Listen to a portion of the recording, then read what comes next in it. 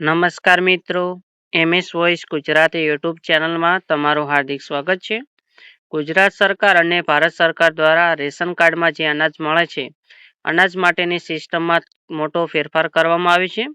પહેલાં જે તમે ફિંગરપ્રિન્ટ મૂકીને કૂપન કઢાવતા હતા, તે સિસ્ટમ સરકાર દ્વારા બંધ કરવામાં આવ્યું છે અને તેની જગ્યાએ સરકાર દ્વારા ડિજિટલ રૂપીસ લાવવામાં આવ્યો છે. આ ડિજિટલ રૂપીસ શું છે, હાલમાં કોણ તેનો લાભ લઈ શકશે તથા તેના માટે તમારે કઈ એપ્લિકેશન બીજી એપ ઇન્સ્ટોલ કરવાની થશે, તેને લગતી બધી જ માહિતી તમને આ વિડીયોમાં જણાવવામાં આવશે. તેના માટે ચેનલને સબસ્ક્રાઈબ કરી દો, ચેનલને બેલ આઇકોન ઓન કરી દો અને વિડીયોને બીજા મિત્રોને શેર કરી દેજો. સરકાર દ્વારા હાલમાં ડિજિટલ રૂપીસ માટે 2 ભાગમાં વહેંચવામાં આવ્યા છે, જેના માટે ઓનબોર્ડિંગ પ્રક્રિયા કરવાની આવે છે. સૌપ્રથમ ઓનબોર્ડિંગમાં વાઇસ લિસ્ટિંગ શું છે, તેમાં કયા લાભાર્થીઓને એડ કરવામાં આવ્યા છે ને જેમના પણ હાલમાં વ્હાઇટ લિસ્ટિંગ જે પણ લાભાર્થી થયા છે તેઓમાં કોનો સમાવેશ થાય છે, તો હાલમાં જેમના પણ આધાર કાર્ડમાં તથા રેશન કાર્ડમાં મોબાઈલ નંબર સેમ હોય, રેશન કાર્ડ અને આધાર કાર્ડમાં નામ સેમ હોય તેવા તમામ લાભાર્થીઓને હાલમાં વ્હાઇટ લિસ્ટિંગ કરવામાં આવ્યા છે. ને લાભાર્થીએ આધાર કાર્ડે સીડ કરેલ મોબાઈલ નંબર સિમ સાથે સ્માર્ટફોન લઈને તેમને પંચાયતના વીસી અથવા તો બિઝનેસ કોર્પોરેશન પાસે લઈ જવાનું રહેશે અને તેઓ ડિજિટલ રૂપીસ માટેની સંપૂર્ણ પ્રક્રિયા ચાલુ કરી આપશે. ને જેમનું પણ વ્હાઇટ લિસ્ટિંગ નથી થયું તેઓને ચિંતા કરવાની જરૂર નથી. તેના માટે સૌપ્રથમ તો તેઓના આધાર કાર્ડમાં મોબાઈલ નંબર લિંક છે કે નથી તે તેમને ચેક કરવાનું છે. ને જો મોબાઈલ નંબર લિંક ના હોય તો તેઓ નજીકના CSC સેન્ટર, પોસ્ટ ઓફિસ ને આધાર સુધારા કેન્દ્ર પર જઈને તેમનો મોબાઈલ નંબર લિંક કરવાનો છે. ત્યારબાદ મોબાઈલ નંબર લિંક થઈ જાય તેના પછી મોબાઈલમાં જઈને માય રેશન એપ ઇન્સ્ટોલ કરવાની છે ને તેમાં પણ તેમને મોબાઈલ નંબર સીડ કરવાનો રહેશે. અહીંયા એ ધ્યાન રાખવાનું છે કે આધાર કાર્ડમાં અને રેશન કાર્ડમાં એક જ મોબાઈલ નંબર લિંક હોવો જરૂરી છે. ને ત્યારબાદ બંનેમાં મોબાઈલ નંબર સીડ થઈ ગયા બાદ વીસી અને બિઝનેસ કોર્પોરેશન પાસે જઈને તેમને ઓનબોર્ડિંગ પ્રક્રિયા કરાવવાની રહેશે. ઓનબોર્ડિંગ પ્રક્રિયા કરવા માટે કઈ પ્રોસેસ કરવાની હોય છે, તો સૌપ્રથમ તો જે પણ લાભાર્થી એટલે કે રેશન કાર્ડ હોલ્ડર છે તેઓ પાસે આધાર કાર્ડ, સ્માર્ટ મોબાઈલ લઈને તેમને તેમનો જે પણ પંચાયતની ઓફિસ છે ત્યાં વીસી પાસે જવાનું છે. તેમની પાસે જઈને તેઓએ ઓનબોર્ડિંગ પ્રક્રિયા એટલે કે ડિજિટલ રૂપીસ માટેની જે પ્રક્રિયા છે તે પ્રક્રિયા કરાવી દેવાની છે, જેથી તેમને ડિજિટલ રૂપીસ માટેની સંપૂર્ણ પ્રક્રિયા પૂરી થઈ જાય અને જ્યારે પણ અનાજ મળે છે ત્યારે પોતે QR કોડ સ્કેન કરીને અનાજ મેળવી શકે છે. ને જ્યારે પણ વ્હાઇટ લિસ્ટિંગ થઈ જાય છે તેના પછી તેમને બીજી કોઈ પ્રક્રિયા કરવાની રહેશે નહીં. ને વ્હાઇટ લિસ્ટિંગ કરવા માટેની છેલ્લી તારીખ હાલમાં 31 માર્ચ 2026 આપવામાં આવી છે. ને સરકાર દ્વારા આ તારીખમાં વધારો પણ કરવામાં આવશે. તેના માટે જો કોઈ લાભાર્થી બાકી રહી જાય તો તેમને હાલમાં ચિંતા કરવાની જરૂર નથી. લાભાર્થીએ જાતે પણ મોબાઈલમાં ઓનબોર્ડિંગ પ્રક્રિયા કરવી હોય તો તે કેવી રીતે કરી શકશે તેનો પણ વિડીયો આપવામાં આવશે. ને જે પણ સરકાર દ્વારા અનાજ માટેના મશીન ફાળવવામાં આવ્યા છે તે મશીન કેવી રીતે કામ કરશે તેની પણ માહિતી અહીંયા આપવામાં આવશે. જો તમે હજુ સુધી ચેનલને સબસ્ક્રાઈબ નથી કરી તો ચેનલને સબસ્ક્રાઈબ કરી દો, ને બીજા મિત્રોને પણ શેર કરી દો.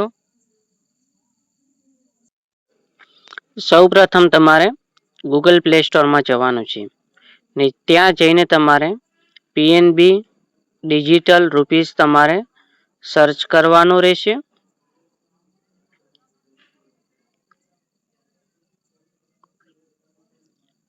એટલે આ પ્રકારની એક એપ્લિકેશન આવશે.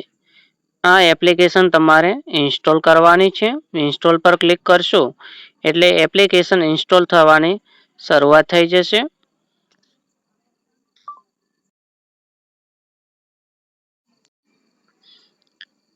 એપ્લિકેશન ઇન્સ્ટોલ થઈ ગયા બાદ તમારે ઓપન પર ક્લિક કરવાનું છે.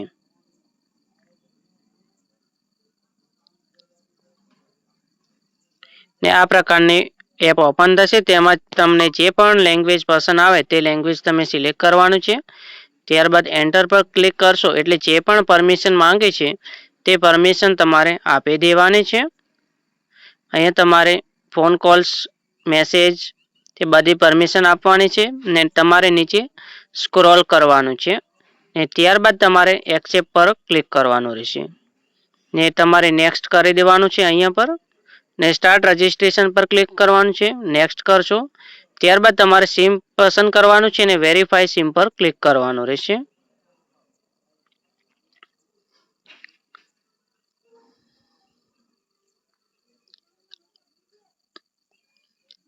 ને ઘણીવાર આ પ્રકારની એરર પણ આવી જાય છે. ત્યારબાદ તમારે ફરીવાર ઓકે પર ક્લિક કરવાનું છે, સિમ પસંદ કરવાનું છે અને વેરીફાઈ સિમ કરવાનું છે. અહીંયા તમારા આધાર કાર્ડમાં જે મોબાઈલ નંબર લિંક હોય તે જ મોબાઈલ નંબર તમારે સિલેક્ટ કરવાનો છે.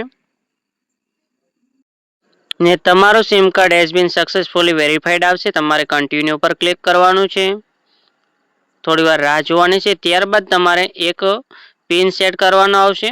તમારો જે પણ સ્ક્રીન લોક હોય તે તમારે લખી દેવાનો, ફિંગરપ્રિન્ટ હોય તો ફિંગરપ્રિન્ટ આપી દેવાની. ત્યારબાદ અહીંયા તમારે ક્લિક કરી દેવાનું છે ને કન્ટિન્યુ પર ક્લિક કરવાનું રહેશે. અહીંયા તમારે ફરીવાર કન્ટિન્યુ પર ક્લિક કરવાનું છે.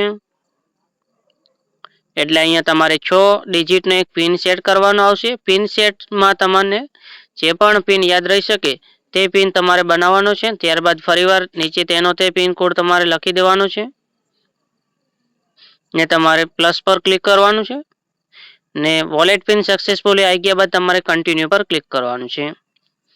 ત્યારબાદ તમારે ફરીવાર અહીંયા ક્લિક કરવાનું છે બોક્સ પર ને કન્ટિન્યુ કરવાનું છે. અહીંયા તમે તમારા આધાર કાર્ડ નંબર ને વીઆઈડી નંબર બંનેમાંથી જે તમારી પાસે હોય તે તમારે લખવાનું છે. સૌ પ્રથમ તમારે તમારો અહીંયા 12 અંકનો જે આધાર કાર્ડ નંબર છે તે આધાર કાર્ડ નંબર લખી દેવાનો છે. આધાર કાર્ડ નંબર લખ્યા બાદ તમારે જનરેટ ઓટીપી પર ક્લિક કરવાનું છે, એક્સેપ્ટ કરી દેવાનું છે.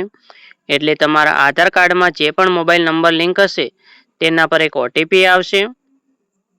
ઓટીપી લખવા માટે તમારે ઓકે પર ક્લિક કરવાનું છે. એટલે અહીંયા ઓટીપી લખવાનું આવે છે ને તમારે જે પણ ઓટીપી આવ્યો છે તે તમારે લખી દેવાનું છે ને વેલિડેટ ઓટીપી પર ક્લિક કરવાનું છે. એટલે આ પ્રકારે તમારું ડિજિટલ વોલેટ ઓપન થઈ જશે.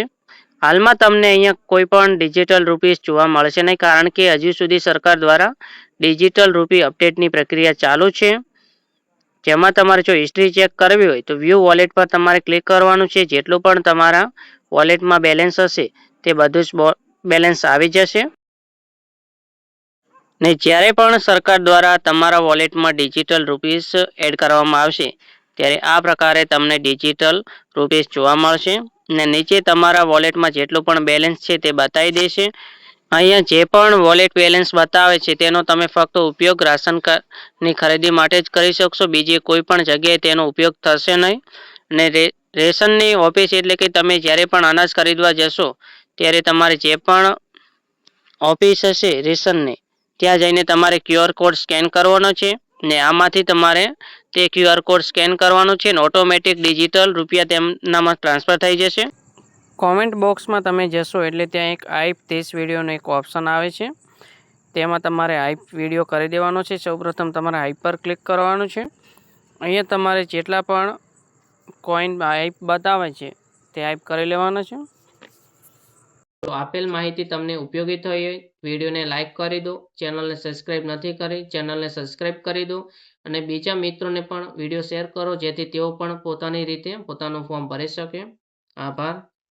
જો આપેલ માહિતી તમને ઉપયોગી થઈ હોય, પસંદ આવી હોય તો ચેનલને સબસ્ક્રાઈબ કરી દેજો, વિડીયોને લાઇક કરી દેજો, બીજા મિત્રોને પણ વિડીયો શેર કરો જેથી તેઓ પણ જાતે પોતાની નોંધણી કરી શકે.